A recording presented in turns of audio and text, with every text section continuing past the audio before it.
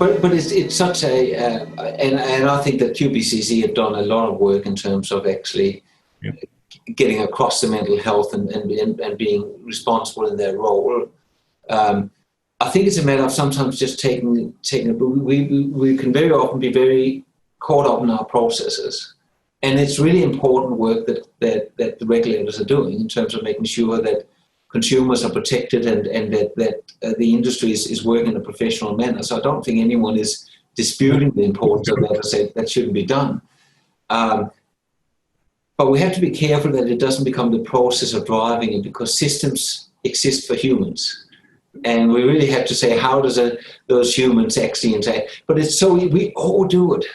Like we do it all the time. We get caught up in efficiencies about it without always fully appreciate that we're dealing with human beings. And we need to. So if I could say, one of the practices we have for very, very good reasons, we will not do what we call cold calling.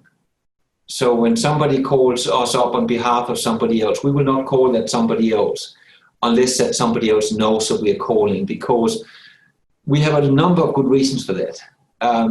Because otherwise people think that they're talking behind their back, and that could be quite threatening, and particularly if people have mental health episodes and things like that. So it's really important that somebody knows it's actually showing the care to say somebody's called you and so on.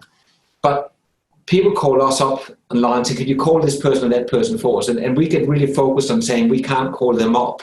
No, we can't cold call people. You have to go and talk to them or whatever.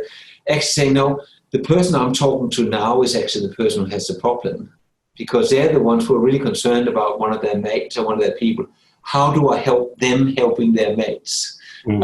So we all do it, even whether you work in mental health and even, so it's really understandable that you're saying when you work in the regulation, I